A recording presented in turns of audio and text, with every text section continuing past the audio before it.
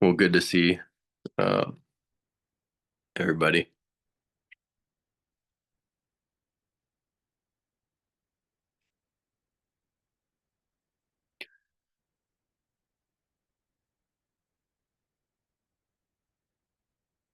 Yeah,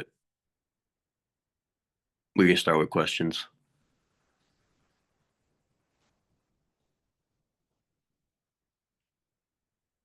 Yeah, I know the lighting's not great, but it is what it is. So,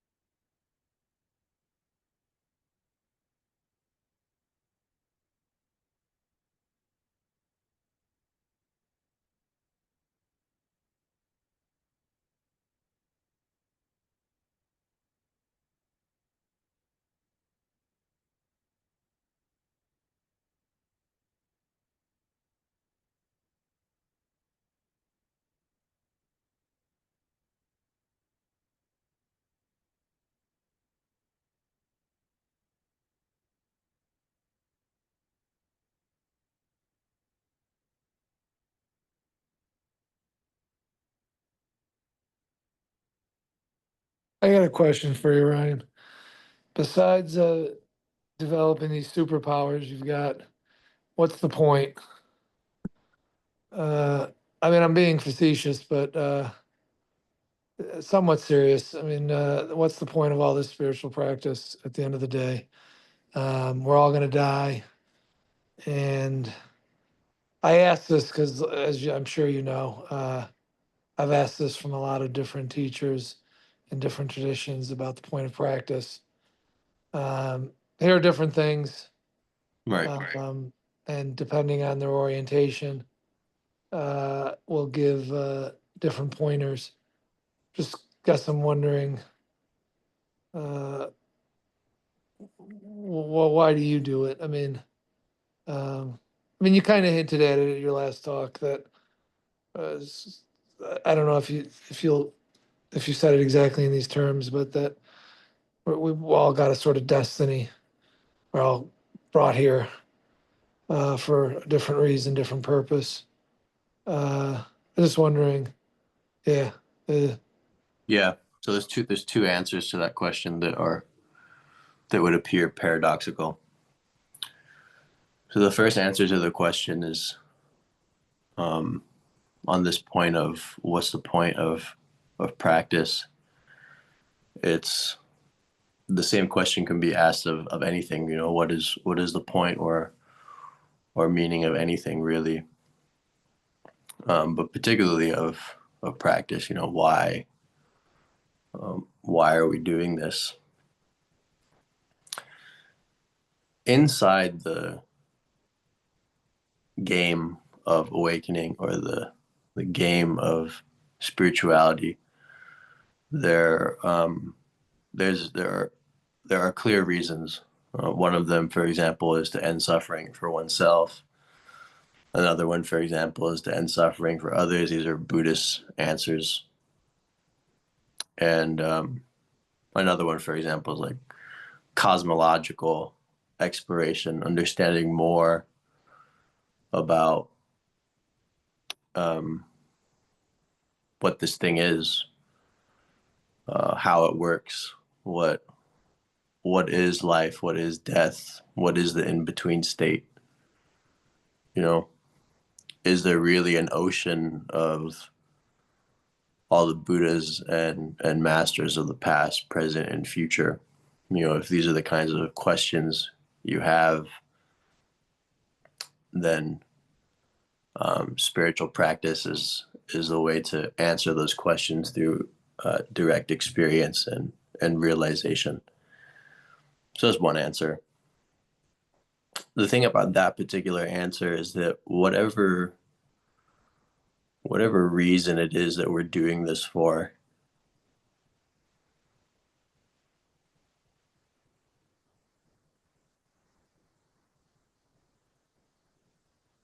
I found that reason is almost always still in the game or in the process of seeking, or based on the existence of a self that is attempting to do something, or that is attempting to find out the truth, or attempting to free others, or attempting to free itself. So it's an interesting question, because those reasons are necessary for the spiritual development or the awakening to occur. But then once that threshold has been crossed, you see that those reasons only applied within the game of awakening, or within the game of seeking. And once that game is over, you see clearly that whatever reason you do have or could have is something that's arising within the mind, particularly within the reactive aspect of the mind. Spiritual practice is based on the desire to get free. If there's no desire to get free, if there's no desire for deliverance, there's no reason. There's really no reason to do this. So that's why the first noble truth is suffering. It's not that suffering is just a fundamental condition in life. It's that suffering is the fundamental path factor. It's the fundamental truth that leads to the seeking of its end, which is liberation or nirvana. Yeah. So that's one answer. One answer is that it's a necessary requisite within the game of seeking, or within the process of seeking. It's a necessary condition for freedom, or for the realization of one always having had been free, but just suffering under the illusion of bondage. So you either want to free yourself, you either want to free other people, or you want to do some pioneer shit. Which Beish, what is it? I can't remember his name. His last name is Beish. He wrote a book called LSD in the Mind of the Universe. He said cosmological exploration altogether is a separate affair from the end of suffering. The end of suffering is really the umbrella, essentially. It's like the fundamental axiom of so many spiritual systems. Probably it was something that was mentioned even before the Buddha presented the Four Noble Truths. So the second question, or the second answer for that question is more metaphysical and more woo-woo. This is top shelf woo, what I'm about to share. And I've talked about it before, but there's a very clear realization that this existence, or that this display of phenomena that we're experiencing, is something that was designed. I'm not saying like simulation, like, this is like existing in a computer somewhere or anything like that, but that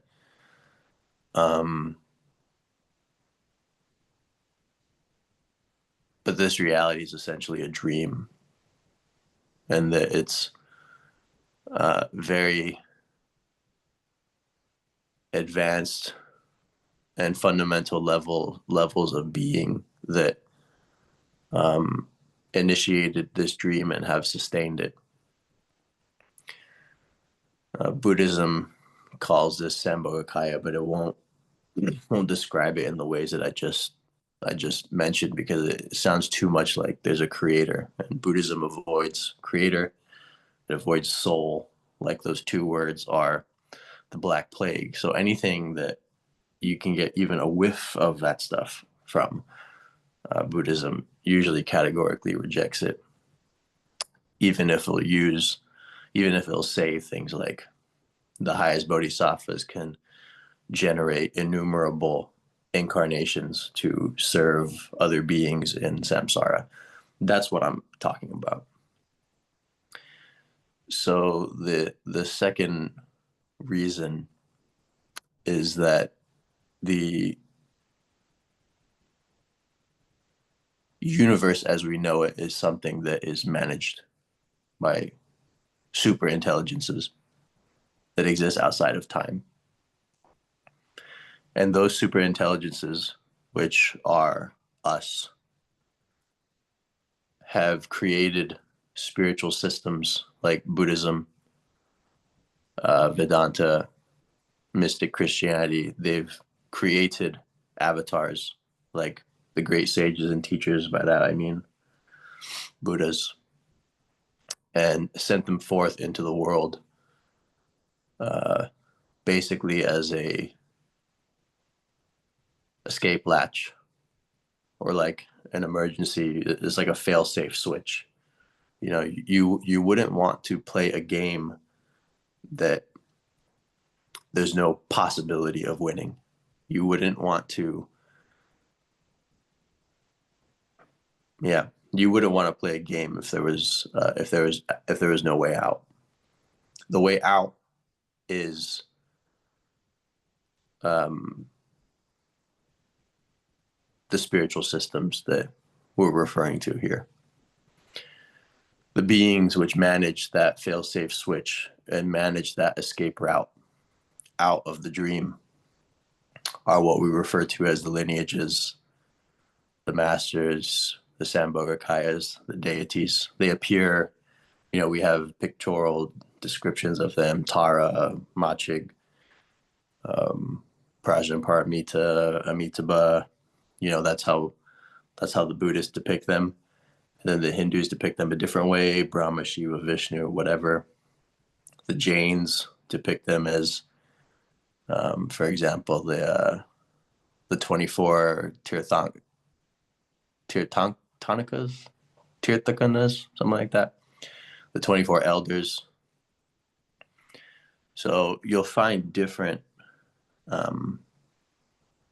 descriptions or different names for the same, like, overseer level super intelligences.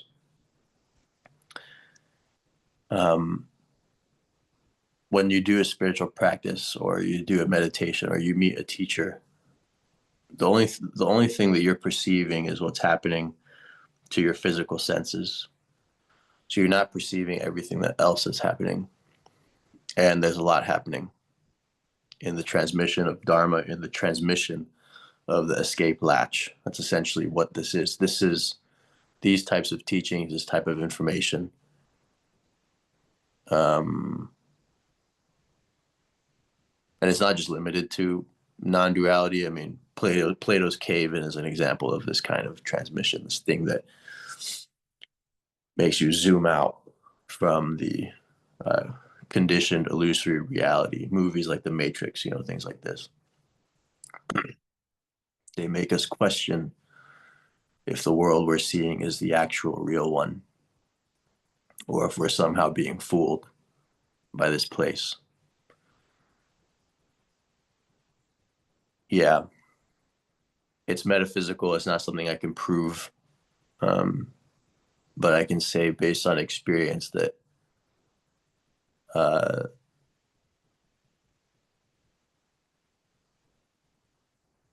all of that is managed.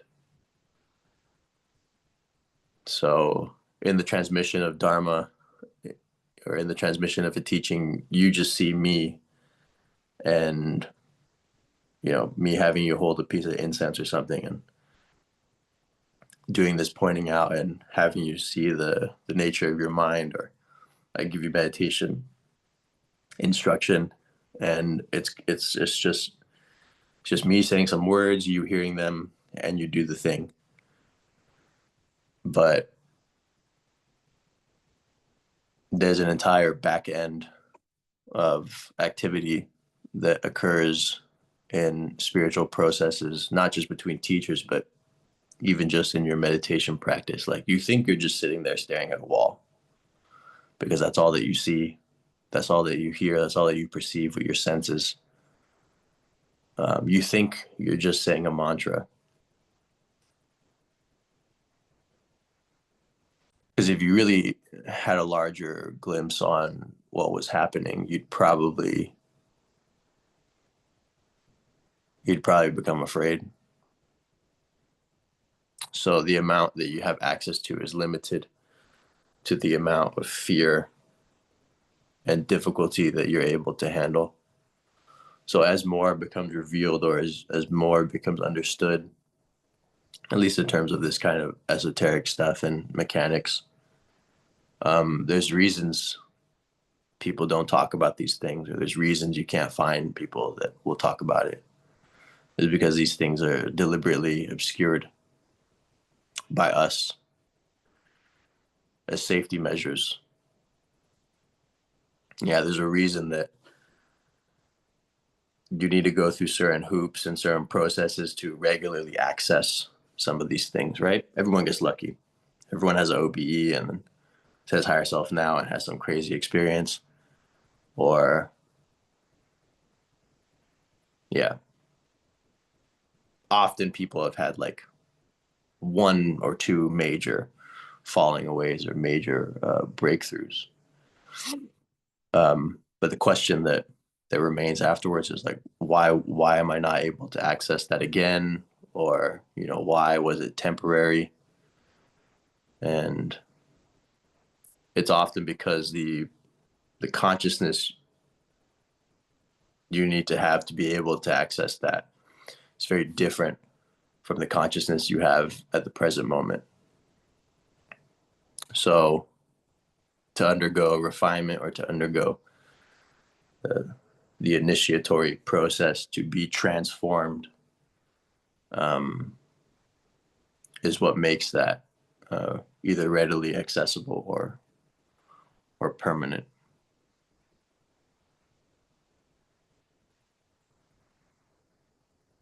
Yeah, if you had a couple kenshos and you're like, oh, why did it never happen? Why didn't it ever happen again? Is because you just received this thing called grace. Like there is such a thing as getting lucky. Of course, there's karma behind it, but it does happen. So you get lucky, you get this little glimpse. The higher self, the managers of your reality, they decide, or you up there also decide, hey, this is gonna happen at this time. Boom, you pull the latch, you have this like crazy thing happen, so that it plants the seed for the development that would be necessary to make that a more accessible or permanent thing in your consciousness. If you didn't get the glimpse, none of this would have happened. If someone didn't press the button, this whole thing wouldn't even have began. So someone had to press it. Someone, something, I call it guidance, higher self, whatever, but those are just words.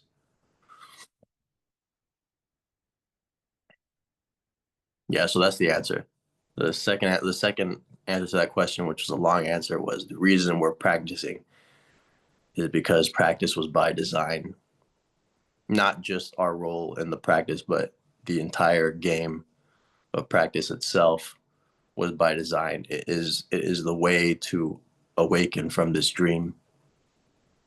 And without practice, without the Bodhisattva vow, without these systems, really, that's what they are. They're programs. Without those programs, we would be lost in samsara forever. Without the code for the Buddhas, without their appearance in the world, there wouldn't be teachings that lead to the end of suffering or that lead to waking up from this place or waking up within this place.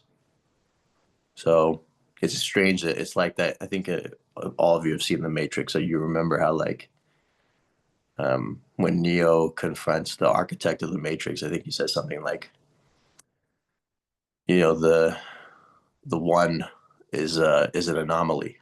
Like it's just some fluke in code that was somehow created or somehow appeared, and because of that that fluke in the code, there is this phenomena or process of actually waking up from the Matrix. And when he's speaking with the architect as well, he appears in the control room, and there's all these screens, and the first thing the architect says to him is, "Interesting. You made it here faster than your predecessors." So Matrix in a lot of ways is pretty Buddhist. Yeah. The thing with the predecessors is that there were ones previous to him, right? And there's ones that will come after. And that's exactly how it's regarded in Buddhism. When the Buddha discovered the Dharma, discovered the Four Noble Truths, discovered the super insight knowledges, so past lives, karma, reincarnation, karma/reincarnation, and then dependent origination, so the truth about the defilements. When he discovered these and he began to teach, he said very clearly that the Dharma was not something he invented. It was something that was discovered by Buddhas that had existed before him and will be discovered by people or Buddhas to come in the future. It's not.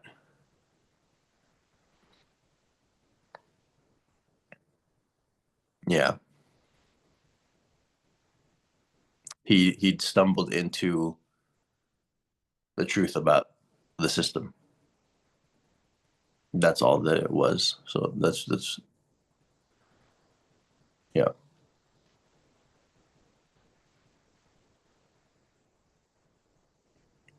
I hope that answered the question. Perfect. Yeah.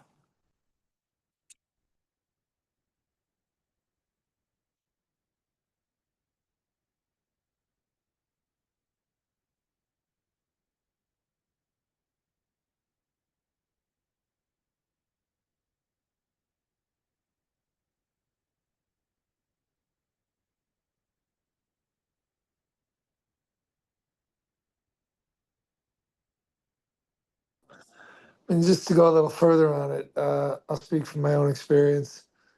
So doing practice, I mean, things are becoming clear, seeing through certain, what's the word? Illusions. I don't know. That's not the right word, but just seeing through things, and finding that,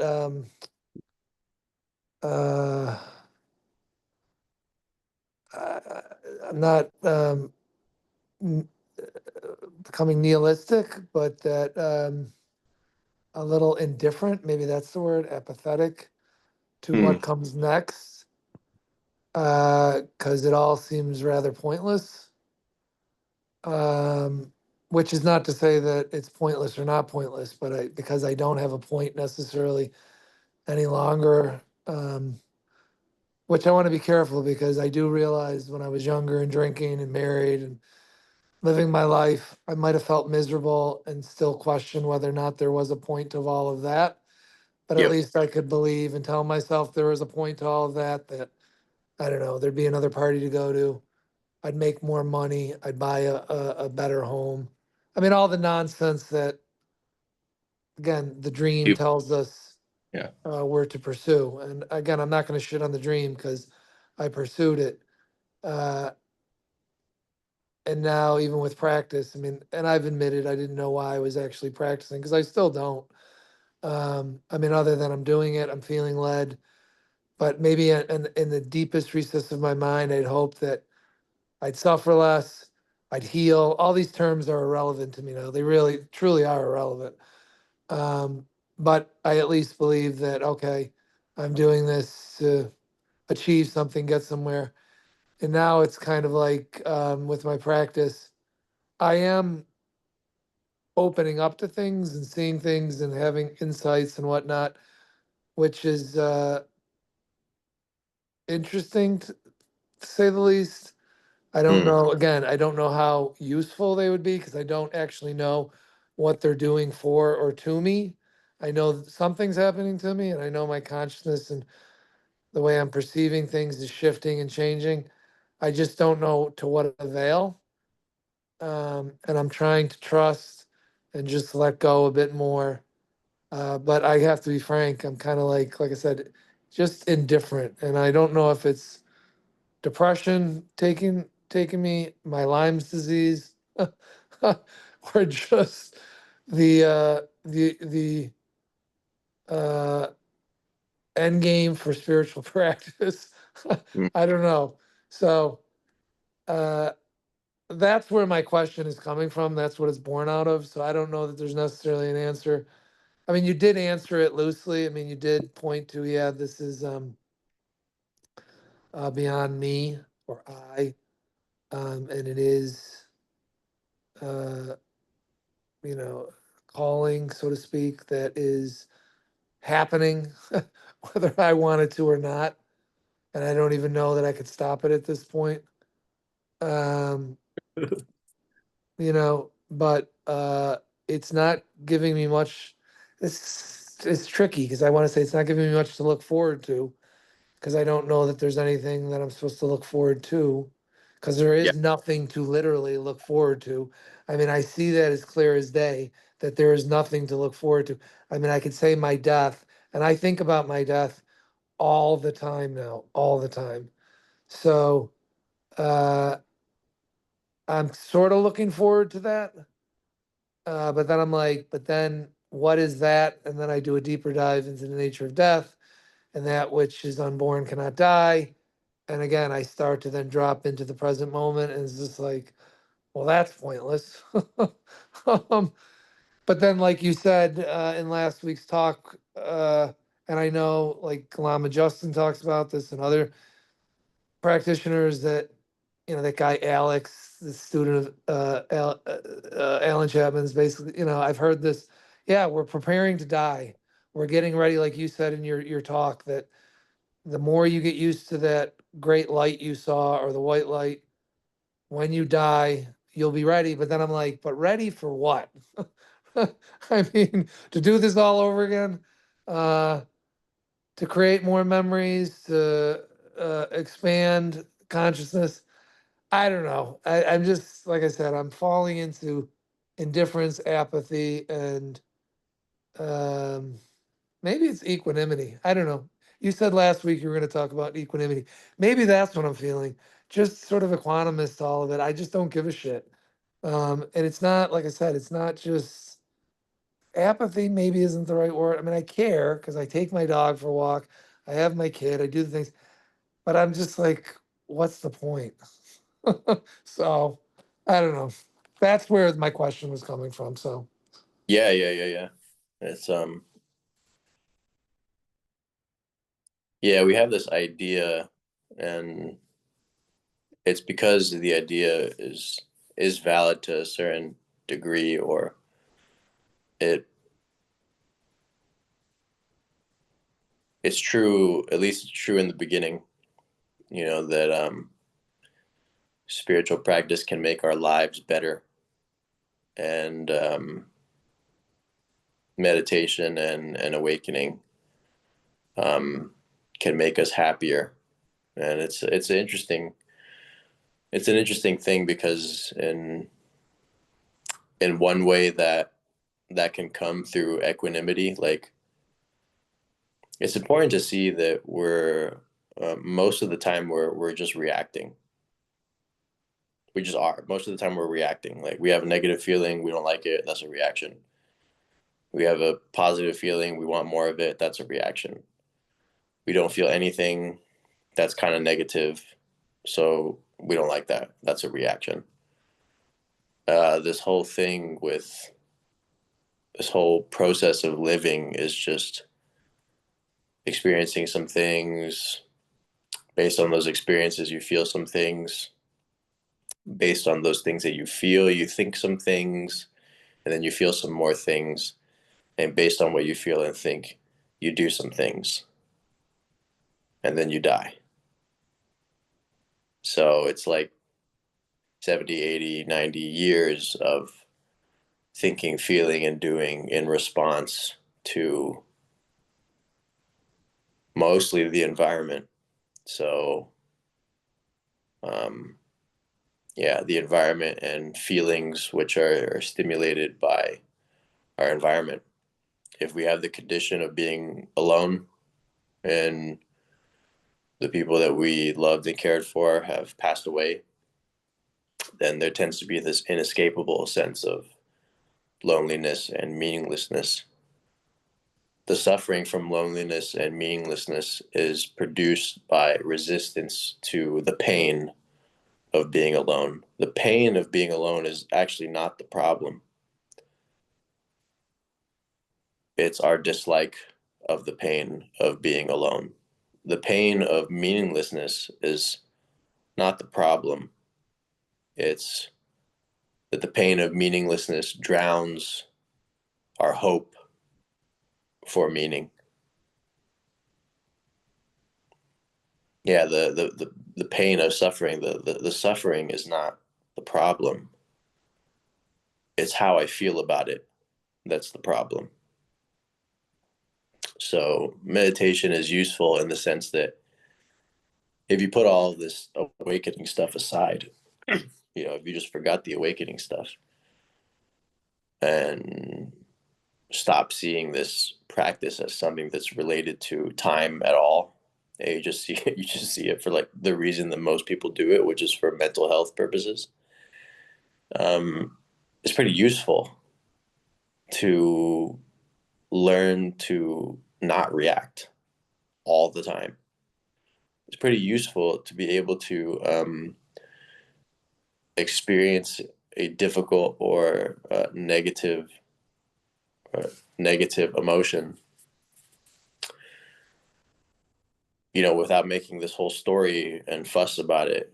You know, you have some depression or you have some low energy or something didn't work out, and suddenly it turns into, I'm never good enough. Mom was right. Why did I even try? My ex was right. And those narratives and stories have absolutely no relationship to what is happening. They're just thoughts. So on one hand, um, if we're going to talk about meditation in terms of something that in terms of progress, right? If we want to frame it in that way, and I'm not saying that we should frame it that way. I don't frame it that way. I don't think that awakening is measurable at all, actually. But one of the things that is useful to develop in this is equanimity. When you look at the 7 factors of enlightenment, you have tranquility, you have happiness, bliss. I'm pretty sure concentration is one of them. Mindfulness, energy, rapture, also, that's happiness. And equanimity, if I didn't say that already. So you have a variety of factors um, that come to fruition or that blossom in the practitioner or in the awakened mind, and by blossom I mean like they don't just come with the program. you know, like people have their own specific dispositions. So someone who's doing a lot of meditation or undergone an awakening, they may have more bliss or they may have more tranquility factor. Another person may have more energy and concentration. Another person may have equanimity as for some reason because of their karma or their natural dispositions. And someone else may have mindfulness as something that blossoms naturally. So there's the things that come to you naturally, and then there's the things that you develop as a practitioner. In the classic way that it's presented, you develop these things to get closer to enlightenment. In the way that I'm presenting it to you now, you develop these things because it's just a headache to go through life without them. It's more of a headache. If you can orient your practice to develop more equanimity, have more of a balanced mind. That's really what equanimity is. Equanimity. Jack Kornfield, he actually said,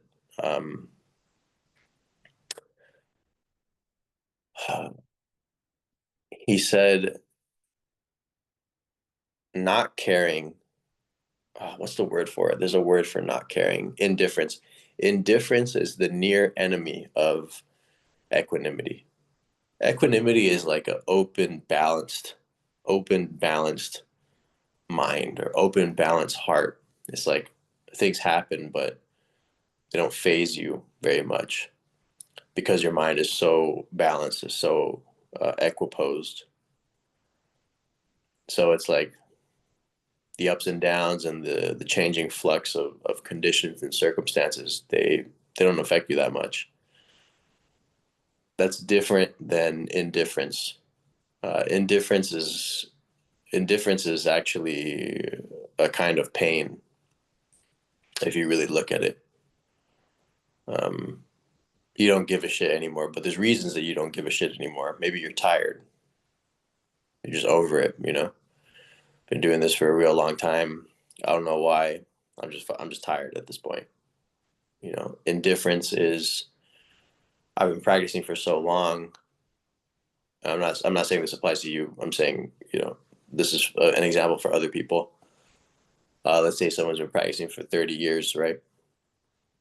And they really have it. They really have this narrative in their mind that they're just like they're never going to get there.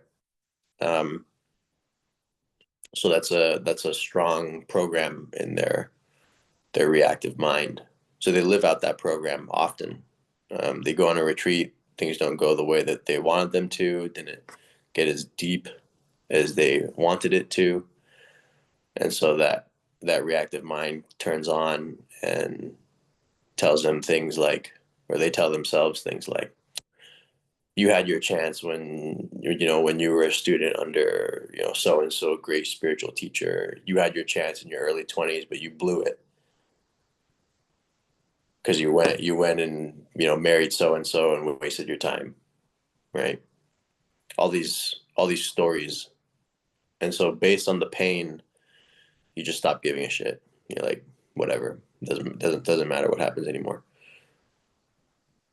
Better than being overly attached and overly invested, but when you look at the core of that position of not caring, in the core of it, there's pain.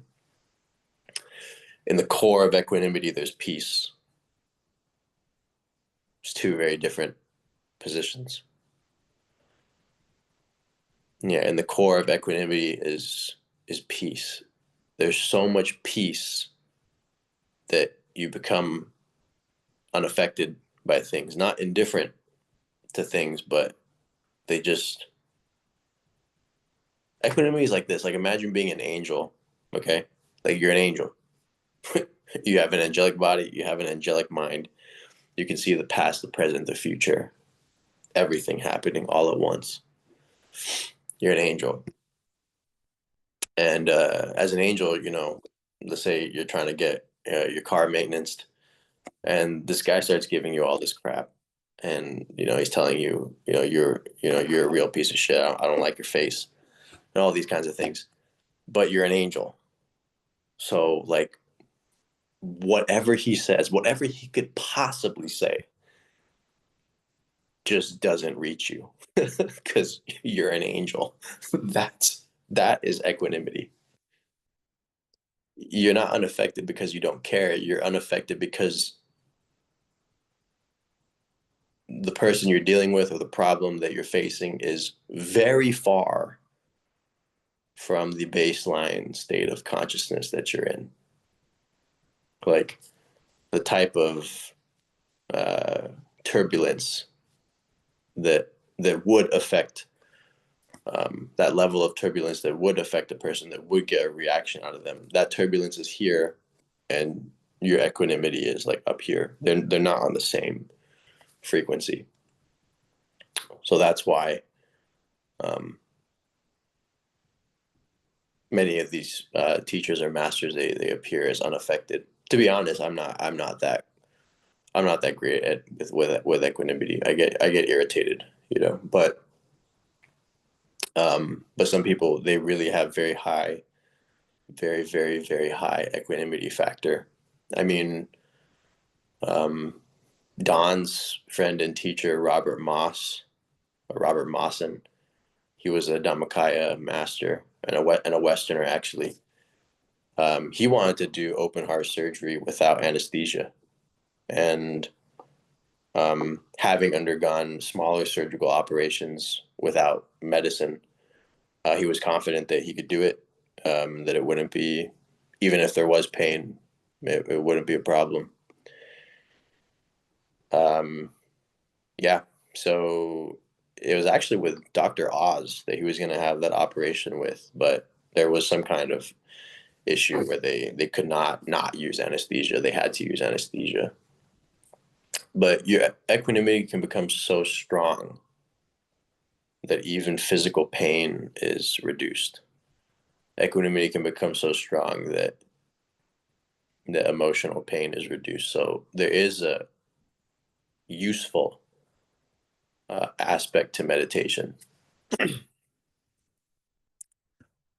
Whether that usefulness is going to get you, going to have you shift into non-duality or whatever. That's not something that I think is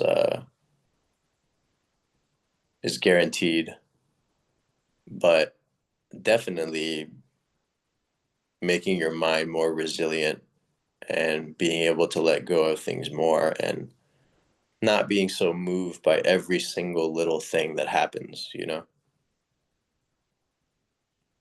If you work at it, you can definitely develop that. Like the whole philosophy of Stoicism is based on this idea that like you don't have to go through life just reacting and throwing a fit at everything that happens and everything that doesn't go your way. One, it's not necessarily a mature way to go through life. Two, it's a sufferable way to go through life.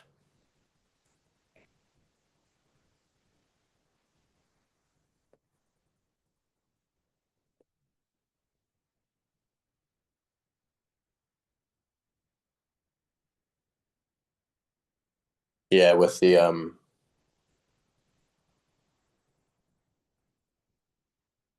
of all the enlightenment factors, it's the equanimity factor that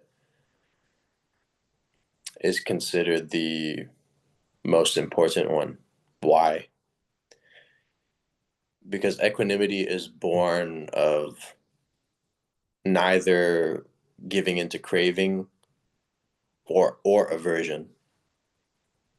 So to yeah, equanimity is really the factor or the balance of mind that um, needs to come to, or that does come to fruition, um, also in awakening and with deep states of meditation. I'll give you an example. Like with jhana, with deep jhanas, or with cessation, or what I call macro cessation, so the deeper cessations, there's a moment where it becomes clear that you're disappearing, it becomes clear that you're vanishing, and that in order to fall into the samadhi, that you have to disappear or that you have to die. The factor that allows for that to happen is the equanimity factor. Like when you crave the thing, it cuts it off. When you push the thing away and you become afraid, also cuts it off. But when you're at that point where your mind just doesn't want anything anymore, that's when you disappear.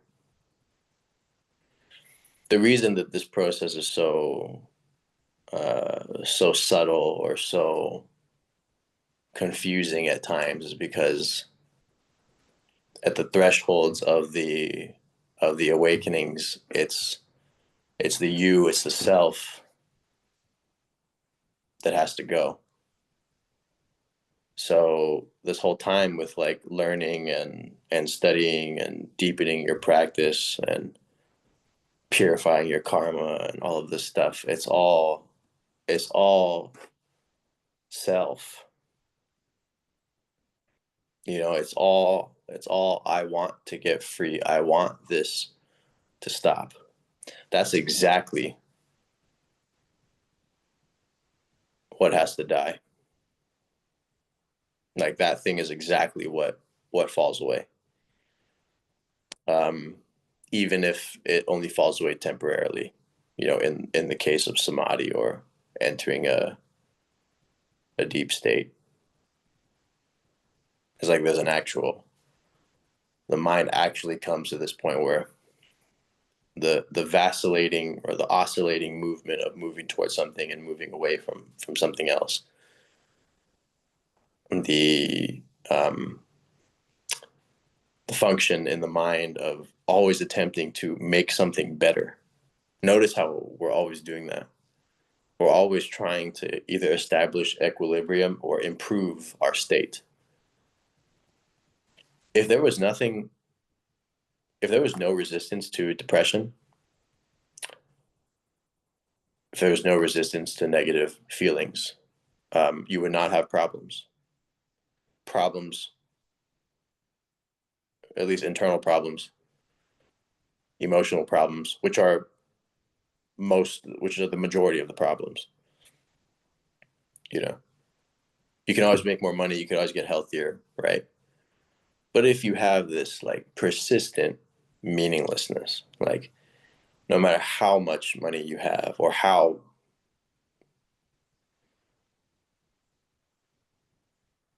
great the art you make is, or how beautiful your partner is, or whatever, at some point this dissatisfaction sets in. At some point you wake up and you're like, it's not enough.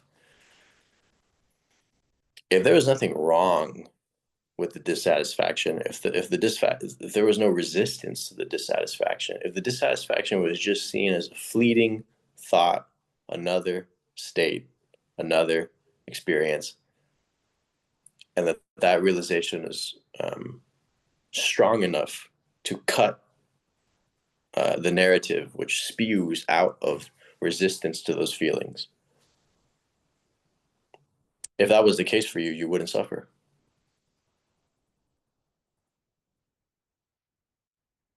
There'd be no pain of meaninglessness. There'd be meaninglessness, but no pain from it. So it's really this reactive mind that is the samsara of our lives, is the samsara of our condition. Always wanting our current state to be better, always wanting our current state to feel more aligned, or always needing to do something about that feeling that I don't know why, but it's just shit. I can't explain it, but it's just it's just not good enough. If that feeling if those feelings of depression, of loneliness, of isolation, if all of that just moved outside of your head and you stopped taking it seriously, you're off the wheel. So on one hand, there is a use to freeing yourself. The use to freeing yourself isn't even just individual, it applies to other people. It's like you free yourself, you become a wise person or more, or you become wiser, and you're able to help people outside. You're able to help people get out of the prison that they're in because you're looking at yours. So because of the vantage point that you have, you're able to help people see their prison, and that's the bodhisattva vow, in the sense that, sure, like, imagine if all the conditions were perfect. Imagine you grew up Indian, you're sitting cross-legged your whole life. You can sit for 8-10 hours without moving, no pain, no problem. Your parents left you an inheritance, so you don't even have to worry about work. And you happen to know the best spiritual teachers that are living. Let's say all of those conditions are present.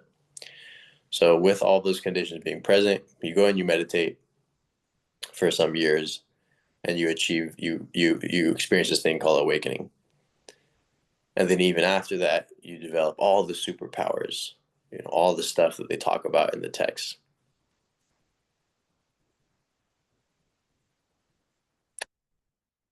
And then what? Let's say you have the absolute best, you hit the karmic jackpot and you do all of it. And you're done by the time you're 25. And then what? Could move stuff with your mind, could see the past, could see the future, go here, go there, read people's thoughts, enter any samadhi that you want. And then what? And then what?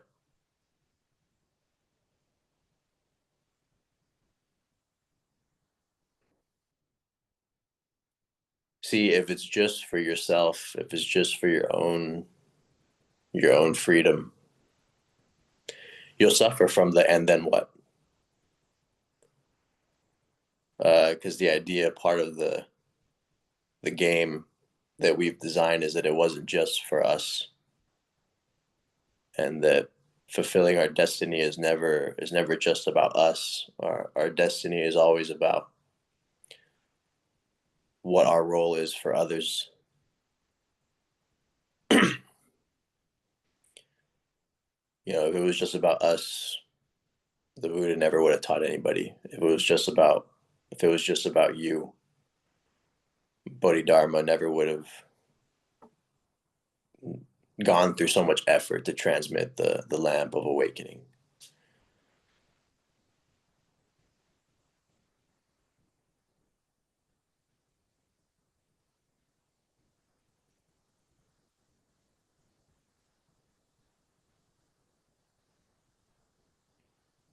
Yeah, there's this question we often have in our modern lives of convenience, and that question is, what the hell do I do? It's, what am I doing? What do I do now? What should I do tomorrow? I don't know what to do. I don't know what to do with my life. I don't know where I'm going, or what all this is for anymore. A lot of people feel that way today, especially people my age. It's like the disease of the modern person is meaninglessness. In the old world, I guess we had clear roles on what life meant, and what people thought they were supposed to do, and all of that has died. So that meaning is now sought. That meaning and purpose is now sought in other places. It's shifted from religion to politics. Politics is essentially the new God. It's the thing people derive meaning from.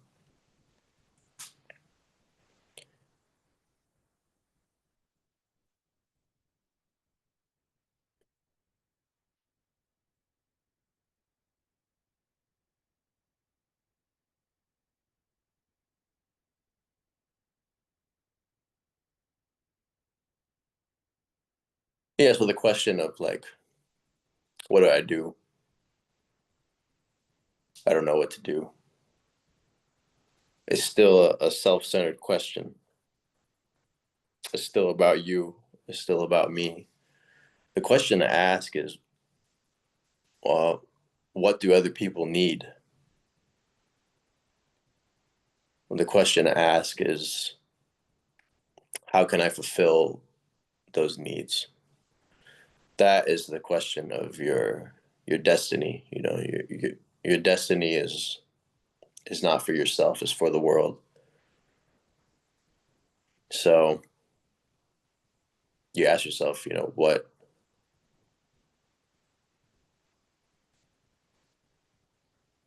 gift do I have that I'm able to give to other people? And you focus on that, and it blossoms. And there's satisfaction in the fact that you helped people. You know, when I before I became a teacher and before I helped people awaken, I didn't have anything to live for except enlightenment, you know. That was the only thing I wanted. I forgot the reason that I started. I forgot why I began all of this.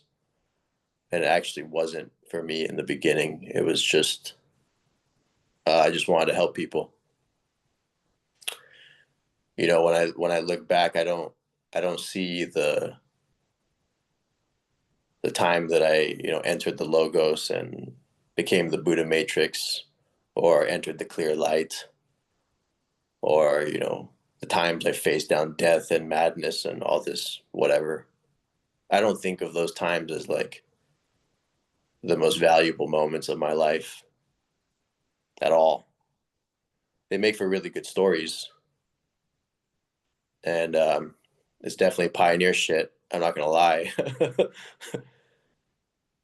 But when I think of the moments that were most important, it was the times I transmitted the Dharma.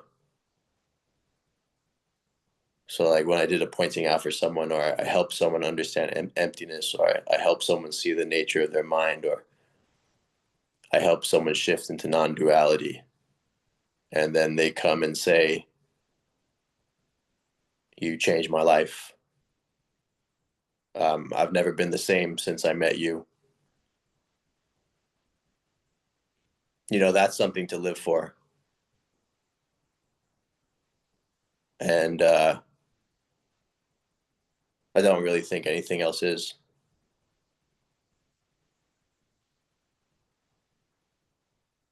It's like everything else is death, you know. But if there's anything that's eternal, and of course it's not, but if there was anything that would be eternal, it would be all those moments that you saved someone.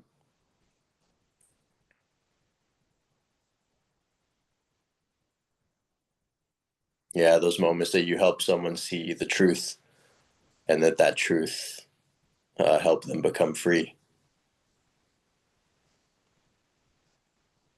Yeah, after a while, you know, some of you have done this for 5 years or 3 years, or, you know, maybe you had an awakening earlier in your life and it's something that you came back to, but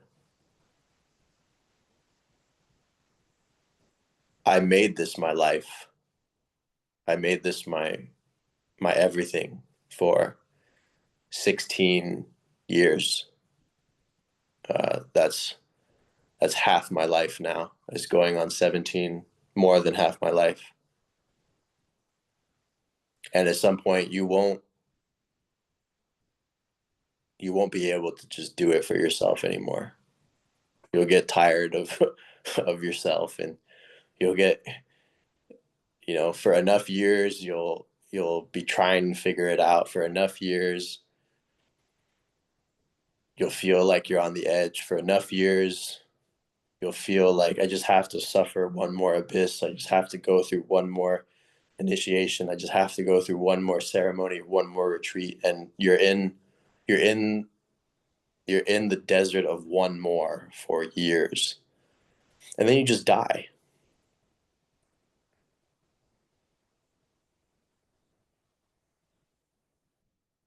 And you give that death of falsity to other people. And that's really all that the spiritual teacher does.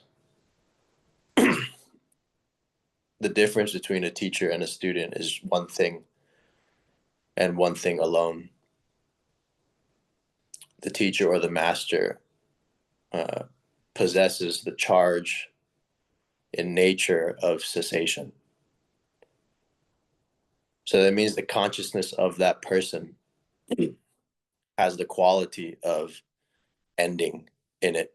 It has the quality of annihilation. It has the quality of falling away. You meet that person, you learn with them, you sit with them, you spend time with them, and for some reason, things just start to fall away. You start to see and understand in ways that you didn't before. And it's because the quality that is in that person helps awaken those faculties within yourself. It's not like the teacher gives you cessation or gives you the falling away of suffering and ignorance. It's that because that's in the teacher, it begins to arise.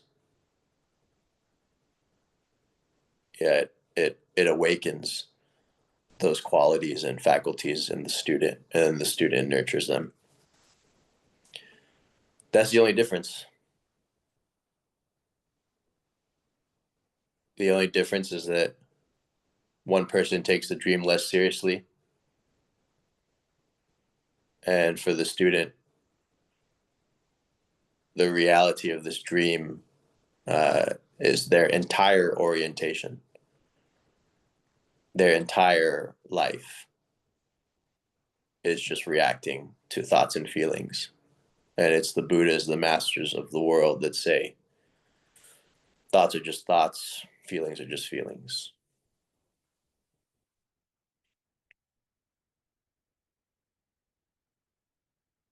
And it's really simple. It's so simple that it seems that it can't be true. That your whole life is a story in your head. And the kind of people that tell you that, the kind of people that show you that, the kind of people that help you get free, that's why they're called noble persons. That's why they're called the free, the avadhuts.